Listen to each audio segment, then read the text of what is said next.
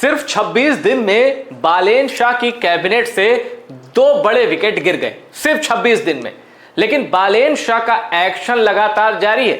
यानी आप कह सकते हैं कि बालेन शाह की सरकार पर एक के बाद एक खतरे मंडरा रहे हैं, लेकिन बालेन शाह इन खतरों से बेफिक्र होकर अपने ही अंदाज में ताबड़तोड़ फैसले ले रहे हैं। ऐसे में नेपाल के अंदर से और नेपाल के बाहर से बालेन शाह की सरकार कार्यकाल पूरा कर पाएगी या नहीं, इसको लेकर अटकलें तेज हो गई हैं। लेकिन मैं फिर कह दूं, बालेन शाह इन अटकलों से, इन अफवाहों से और इन चर्चाओं से बेफिक्र होकर सॉलिड एक्शन ले रहे हैं। मैं आपको इस रिपोर्ट में बताऊंगा कि बालेन शाह के सामने चैलेंजेस क्या क्या हैं, कैसे उनकी सरकार बैकफुट पर आई कुछ देर के लिए, कुछ वक्त के लिए, और कैसे बालेन शाह कुछ बड़े बिजनेसमैन के खिलाफ ताबड़तोड़ एक्शन ले रहे हैं। वो बिजनेसमैन जिन्हें नेपाल की इकोनॉमी में एक बड़ा कद हासिल है, लेकिन अब एक एक करके सब सलाखों के पीछे भेजे जा रहे हैं। चलिए सबसे पहले ये देखिए एक रिपोर्ट क्या कहती है। Two resignations, border anger, trouble mounts for Nepal's new government.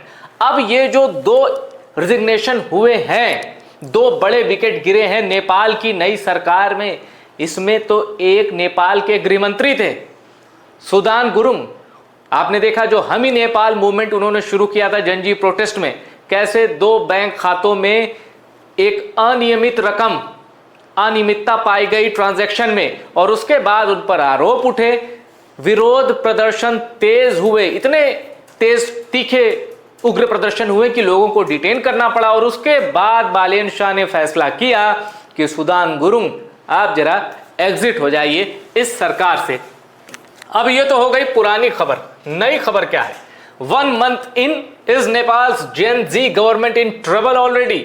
ये कह रही है कि 1 महीने में जो रुझान आ रहे हैं उससे लग रहा है कि बालेन शाह की जेन जी गवर्नमेंट कहीं ऐसा तो नहीं कि अपना कार्यकाल भी पूरा नहीं कर पाएगी।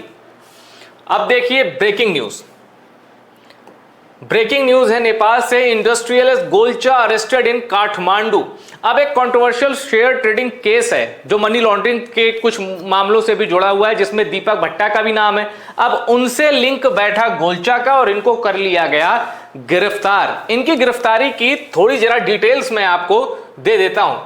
क्यों इनका गिरफ्तार होना, बिजनेसमैन शेखर गोल्चा अरेस्टेड, क्यों इनका गिरफ्तार होना नेपाल की नेपाल की मीडिया में पहले पन्ने पर है एक बिजनेसमैन की गिरफ्तारी। आइए जरा ये जान लीजिए। देखिए गुरुवार को इनको अरेस्ट किया गया। नेपाल में सीआईबी है, सेंट्रल इन्वेस्टिगेशन ब्यूरो, और उसने जो जानकारी दी है वो चौंकाने वाली है। चौंकाने वाली ये है कि सिक्योरिटीज बोर्ड ऑफ नेपाल ने कहा था कि भाई इसको पकड़ो, ये खतरनाक है।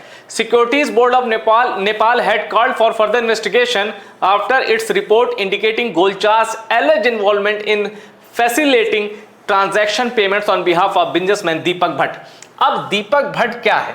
दीपक भट्ट भी एक बड़ा बिजनेसमैन है जो कि एक कंट्रोवर्शियल ट्रेडिंग स्कीम और उसमें गलत तरीके से शेयर परचेस करना, इस पूरे मामले का पर्दाफाश हुआ है जिसकी जांच चल रही है।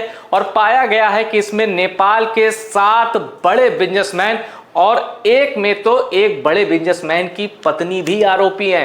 नेपाल का जो अर्थतंत्र है ना हिल चुका है, क्योंकि जिन लोगों को माना जाता था बिजनेस टाइकून, उनके बारे में जब ऐसी खबरें आई कि यार ये तो चूना लगा रहे थे, ये तो अरबों का घोटाला कर रहे थे, करोड़ों का, तब नेपाल हिल गया। और पब्लिक में भी गुस्सा है कि इस पूरे मामले की जांच करो और इन लोगों को सलाखों के पीछे भेजो।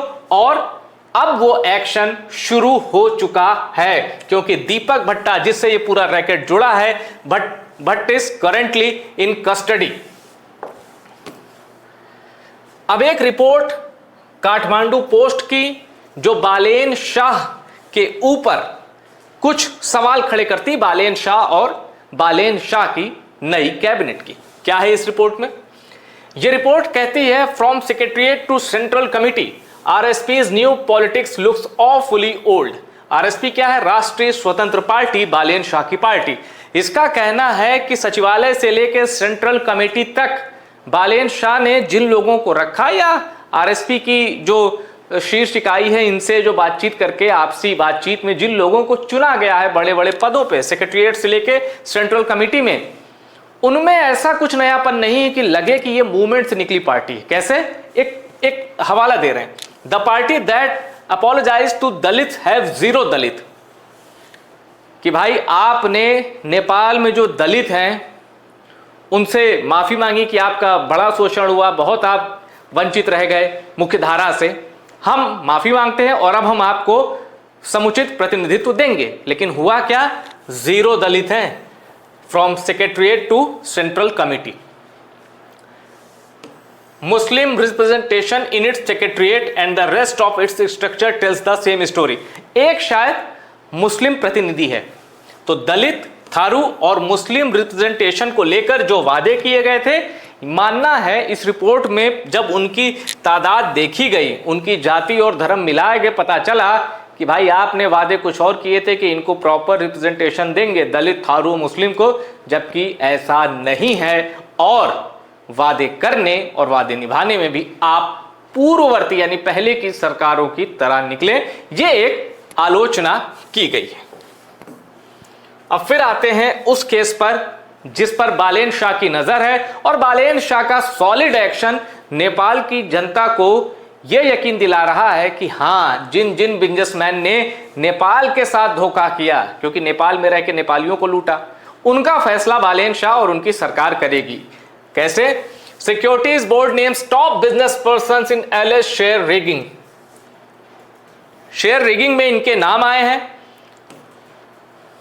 और एक और खबर मीडिया जगत से, केएमजी मैनेजिंग डायरेक्टर संभव Sirohia steps down. KMG Kantipur media group है, बड़ा प्रेस्टीजियस, बहुत बड़ा मीडिया ग्रुप है नेपाल का, उसके मैनेजिंग डायरेक्टर ने इस्तीफा दे दिया। इस्तीफा क्यों दिया है? इन्होंने कहा कि भाई नेपाल के जो पूर्व गृह मंत्री थे, जिन्होंने अभी हाल ही में इस्तीफा दिया, सुदान गुरुङ, उनके बारे में जो खबरें छापी गई हैं कांतिपुर मीडिया ग्रुप की ओर से, मैं उससे सहमत नहीं हूं। उन खबरों से मेरे रहते हुए ऐसी खबरें चली उनके बारे में जिससे मैं इत्तेफाक नहीं रखता और मेरा होने का वहां कोई मतलब नहीं, इसलिए मैं इस्तीफा देता हूं। तो देखिए कितने बड़े बड़े अपडेट्स हैं।